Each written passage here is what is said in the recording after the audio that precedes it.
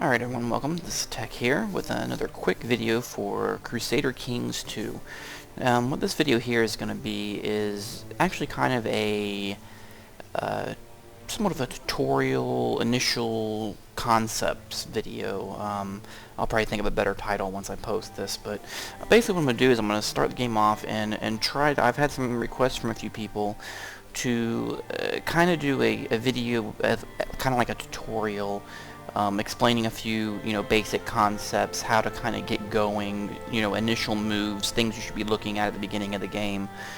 So it's kind of sort of a let's play, but kind of mainly showing the early game concepts and what's going on. Now, one disclaimer here right away, I will say, is that I am not claiming to be a total expert at this game. I'm sure someone, if they try hard enough, can make a post comment of some sort saying, oh, well, you forgot to do this, or you forgot to look at that. Yeah, I understand that. I'm not going to try to explain every single detail. I'm going to kind of mainly try to just hit the major items right at the start. So let's go ahead and get into a game here. First of all, the first consideration you have to make is who you're going to play as. The game allows you to play as kings, but then you can also play down to the duke level, counts, and so on. The dukes and counts are for more of a challenging game if you want to try to, rise up from a holder of a single province area, and you want to maybe rise up and take over a whole country and expand. The easiest way to start is to start as a king of an area. You can see hitting this button up here, it shows you your selections, and there's a lot less of them. But one thing too, let me just touch on real quick for someone watching this video who maybe knows very little about this game. Maybe you're seeing my link on the Steam forums or somewhere else. What's the purpose of the game? I mean, basically this is a game, it's a strategy game set in the medieval, like Europe, like, I don't know, like North Africa and Middle East, sorta, basically. And it's a time period from 1066 to May 1453. And what you're basically doing is you're playing the game from that period. You can change your start date, you can change your country, and you're responsible for leading your country, or province or whatever, and gaining fame and land and prospering. To win the game, so to speak, there is no real win condition. What will happen though is that if you play the game all the way through until May of 1453, the game will end at that point. And it does give a type of a scoring system, which I'll touch on that here in a little bit. But so we can go ahead and get started on this, I'm going to go ahead and pick, we're going to, just for the purposes of this little tutorial video, we're going to go with Castile here. This is a popular area for a lot of people to start. A lot of people like to start with Lyon or somewhere over in this area. I'm going to start with Castile. It's a little bit smaller, and some setup items. I mean, of course, you can go with the larger countries like England and Scotland and France. I've already played one game about halfway through, starting with Denmark. And with starting with Denmark, I was able to actually, before my first king actually died, I was able to take over this Mecklenburg area, and I allied with Poland, took over this Mecklenburg area, and was able to take over this first area, Stettin right here. And that was right about when my first king died and my second one took over, and then I was starting to deal with internal strife at that point somewhat. But we will go ahead and start over here. So as you can see, it shows your ruler here, vassals, shows the difficulty here. Closer to the pacifier is easier, etc. It's pretty self-explanatory. You can play with dates. They have bookmarked dates and interesting characters to play with, but we're just going to go with Castile. So let's go ahead and jump into it here. Alright, so first of all, a couple things to do right from the get-go. When you first come in, you're going to have some notifications up here at the top that you usually need to pay attention to. First one here, this one says I'm unmarried, so that answers one of our first questions, is do I have a wife? This is to pick an ambition, and this has to do with de jure claims, but we'll talk about that in a little bit. That's not really part of what this video is about. Some of the first things you're going to do is when you very first start, the first things you're going to look at, okay? One of the first things is, are you married? So you click on your ruler, are you married? Yes, you're married. I'm not married. If you are married, is she have bad traits, which the traits you can look at down here. Does she have bad traits, like that she isn't fertile for having babies, or is she older? Whatever. Maybe you want to try to do something to get rid of her at that situation. But right now we don't have a wife, so we need to get one. So that's the very first order. Now, actually, the very first order before that, though, is since we know we're going to get a wife, up here, the pick ambition, go ahead and go into here, click to choose an ambition or plot, and if we look here, one of the ambitions is get married, and if we get married, we get 10 piety, which I'll explain this stuff up here on the top right in a minute. So let's go ahead and do that. I mean, we're going to get married anyway. We might as well take advantage of this bonus. So now we have the ambition to get married. So that took care of one of our bullets up here. Now let's go ahead and get married. So we'll do the arranged marriage. Now, one thing we're going to look at here, there's several ways you go about deciding who you're going to marry. There's your major stats here. Now, one thing to keep in mind is your ruler, when you look at your stats here, your ruler inherits stat numbers, and I'm pretty sure this is the same as in Goku to a certain degree, inherits stat numbers from your wife and your council members. So my guy's inherit diplomacy is 8, but it's actually 19 because it's adjusted from I get plus 11 from my counselors, and it adjusts by half for your wife. So if you were looking here and you're saying, man, I really need to improve my I'm in a volatile area, my intrigue, I need to get that up, to help with that, or whatever. You could go over here and you can sort by intrigue, and you're going to get half of whatever your wife's intrigue score is. So you could look over here and say, hey, 10, I'm going to get 5 of that, or 15, I'm going to get, 7. I think it rounds down, whatever. So that you could look at that. Now, one thing you want to look at with your wives, though, the first thing I look at always, you don't really need to worry about the opinion necessarily unless it's like really, really bad, because you can improve the opinion pretty quick with a gift or something. The first thing you want to look at, number 1, is their age. Number 2, you want to look at what their traits are here. You don't want deceitful, and you don't want a woman who has, where is it at with the ring right here, chaste, which is minus 15% fertility, because then you're not going to get a son. And you want to get a wife that's fairly young, probably in her 20s, or maybe 19 or something to that effect. So as I'm looking down this list, and let's say I'm going to go ahead and say I want to increase my diplomacy. So I'm going to sort them by diplomacy. Okay, and we have the highest ones up here. Okay, these two women are 31 and 39.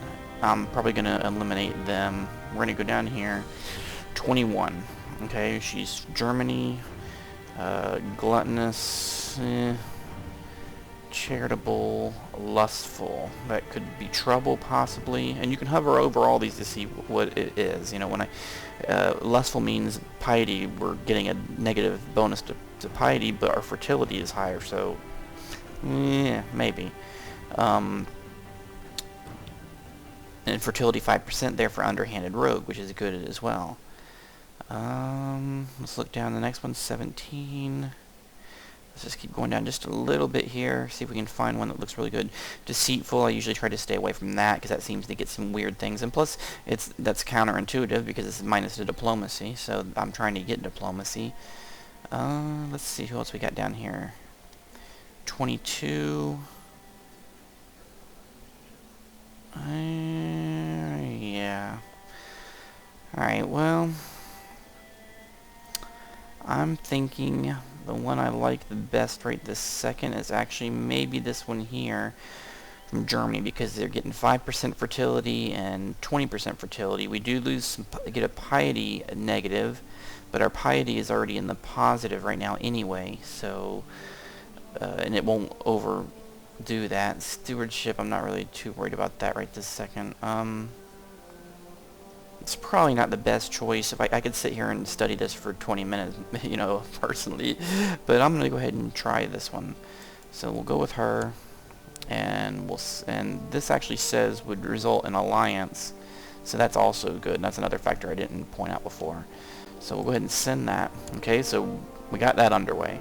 Second of all, okay, going back to our list sort of things you look at the beginning of the game. First of all, you look at your wife. Second, you look to see if you have any heirs. Heirs, and we don't. We have no children. However, we're getting ready to get a young wife. We're only 30. We got plenty of time to get some children, hopefully. Right now, our heir is our brother, who is the ruler of Leon, the next country over. So we don't want that. That means we die, he takes over. We want our heir to be one of our children. So that's why we're taking care of the wife situation. And the next thing you want to look at is you want to look at your counselors. Okay, you have your counselors all set up here. You can kind of look at their general stat. This is telling you the stat that is needed for that position and what it is. So we kind of look down the list here just to kind of get an idea where we're sitting at. Usually anything double digits or higher is pretty decent. So our steward kind of sucks. Spymaster kind of sucks. If you want to, if you really don't like one being so sucky, you can try to go into a point. And we can rearrange by intrigue here.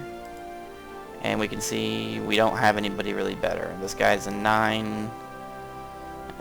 We really don't have any. Let's see, he's got a +1, but we don't have anybody better. So this is something we're going to have to hold off on for right now. Okay, so the next thing that we're going to want to do is you can assign these guys to go to work for you. And see, we're still on pause on the game up here. So the first thing we want to do is assign every single one of your council members has 3 jobs they can do, and you can hover over to see what the jobs are. One of the first things I want to do too here is you want to look at your relations around you. So like if we look at Leon over here, you know, he kind of likes us, our brother there. This guy over here is our cousin. He likes us, as green. Navarra is our cousin. Okay, this is red, so he doesn't like us. Maybe that's a potential target where we want to look to expand first. I might want to go into there. These are some of the Sunni type states. You know, of course none of them are going to like us, but I might not want to open that up, you know, right here from the get-go. So kind of look around. Navarra might be where we're going to go, so that kind of gives you an early game, hey, maybe we'll start messing with Navarra, and that might be what we want to try to go towards. So let's go ahead and set all of our guys trying to do something. Okay, the Chancellor, we can do things like improve relations with somebody. We can have him fabricate claims, which is probably what we're going to use in relation to Navarra, because that means he'll go over there and he'll pay people off, figure things out, and try to find a reason for us to be able to go to war. Because if we just try to go to war with this guy right now, it's not going to let us, because we don't really have a reason for it. Also, we don't have 50 prestige. But if you look here, the third thing down, it says King Sancho, Castile must have a valid Castile to declare war. You have to have a reason. So if we send him to fabricate claims and click on Navarra, he goes over there and works on trying to find a reason for us to go to war. Okay, next guy, our Marshal, he's in charge of troops. We can suppress revolts. We don't have to worry about that right now. We can have him train troops. Training troops will increase the numbers that you can pull from your different provinces when you're ready to go to war. The way war works is you basically pull an amount of troops from every area, and that is your troops. He can increase the numbers that you can pull.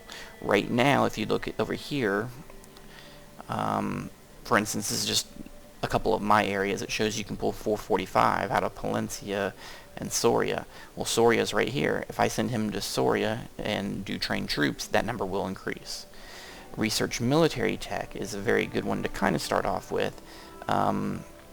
That will help you to get advancements. So you can kind of just click that. We'll just do that for now and put him there and let him advance that. The steward has to do with the taxes. If you're hurting on money, you can have him go gather some money up real quick, oversee construction, which we're not really going to cover in this particular video, but you do construct things in different provinces, which is this down here, and he can go there and help to speed that up. So, and then the third thing is research economy tech. Now, economy tech, if you look here, you have economy advances and things like that. Well, right here, our economy tech is like low. You can have him go and research somewhere to improve that, and that all ties into kind of the technology stuff, which again we won't go into that on this video. So you can have him go and oversee construction or get taxes, which neither one of those we need right now. So let's go ahead and have him go research economy tech. Now, one way you might want to do that is go look around at other countries and see where their tech is higher. Now, I could be wrong on this part of it, because I think actually, let me go back into this. In a county. Okay, so yeah, we'll go here and we'll just put them in Burgos for now. I could be wrong on how that works exactly though, but we'll look at that in a minute. Let's see. Hey, come on, you only grow it plus 40%. Okay, there we go. Now, the Spymaster, and these guys, both their ranks are kind of low, so it's not going to work out great anyway. You can have him uncover plots. If you're paranoid and you think there's a lot of plots against you, you can just have him. You can do this to increase the chance. So you can see here, I get about a 9% increased chance of him discovering plots that are against me. You can build a spy network. This gets you increases the likelihood of intrigue events against them, so that you can get certain events to hamper a country. So like maybe I would do something like that against Navarra possibly, but I don't think I want to do that right this minute. The other thing is you can have them study technology. This you can do actually to another country, I believe. So you actually send him out, see how it grays out our areas? You send him somewhere else to research technology. So what you would actually want to do is you would want to look around and find a country that has some pretty high numbers, like maybe go to like Paris or something like that has higher numbers than your country, and send him there to research. So let's just go ahead and send him to Paris, just because I'm not going to spend a lot of time looking around right this second. So study technology, and we'll send him to Paris. That seems like a good area to go study and learn new things. The last one is our bishop down here. He does a couple things. You can head local inquisition, and these I'm not really going to cover a whole lot. One of the most useful ones early on is you can send him to improve religious relations, and that's basically where you send him to an area to just improve your relations. So let's just do that and send him over here for now.